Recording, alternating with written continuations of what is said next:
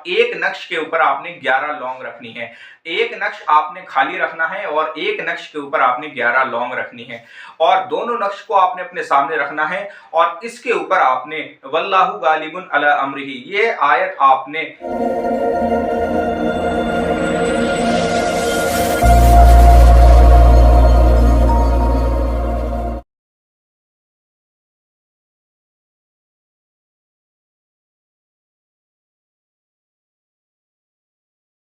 अस्सलामुअलैकुम।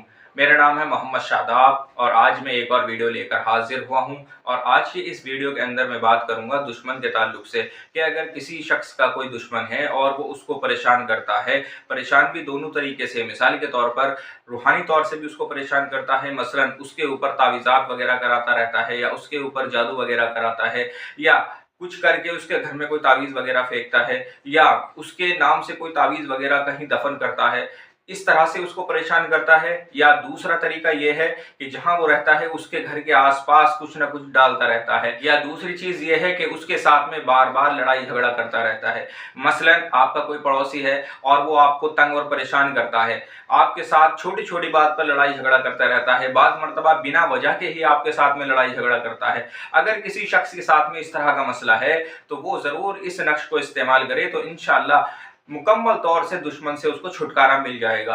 आप इस अमल का इस्तेमाल आप जायज़ मकसद में करेंगे, नाजायज़ मकसद में आप इसका इस्तेमाल ना करेंगे। अगर आप नाजायज़ मकसद में इसको इस्तेमाल करेंगे तो इसका आपको नुकसान होगा। जायज़ मकसद जैसा कि अगर कोई शख्स आपको वाक़तन ही परेशान करता है या कोई शख्स आपके ऊपर बार बार जादू कराता है तो इस सूरत में आप इस नक्श का इस्तेमाल कर सकते हैं। नक्श बनाने का आप तरीका देखें किस तरह से आपने ये नक्श बनाना है।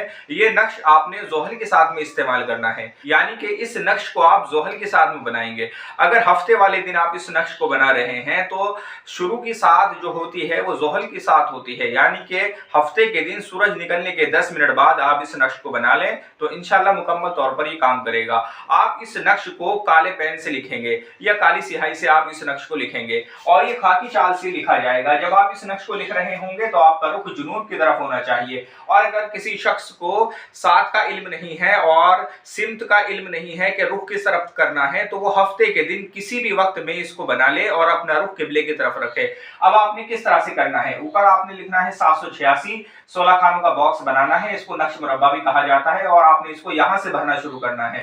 357, 358, 359, 360, उसके बाद आपने यहां लिखना है 362, 361 नहीं लिखना, 362, 362 के बाद आपने लिखना है 363, 364, 365, 366, 367, 368, 369, 370, 371, 372, 373, इस तरह से आपने ये नक्श बनाना है। ये आपने 2 अदद नक्श तैयार करने हैं। 2 अदद नक्श आप तैयार करेंगे और अपने सामने रखेंगे और एक नक्श के ऊपर आपने 11 लौंग रखनी है।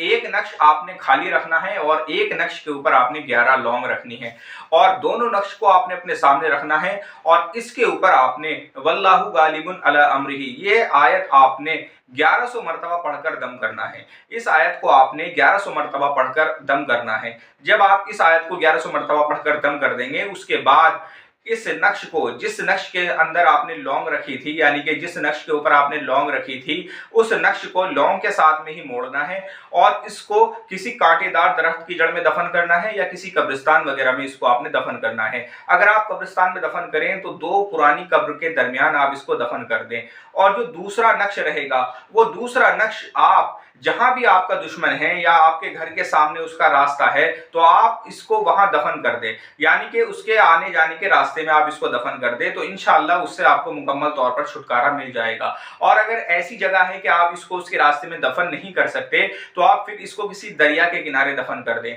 और अगर ये भी मुमकिन ना हो कि आप इसको दरिया के किनारे दफन कर दें तो आप कहीं भी अपने घर के आसपास में इसको किसी वजनदार चीज के नीचे रख दें।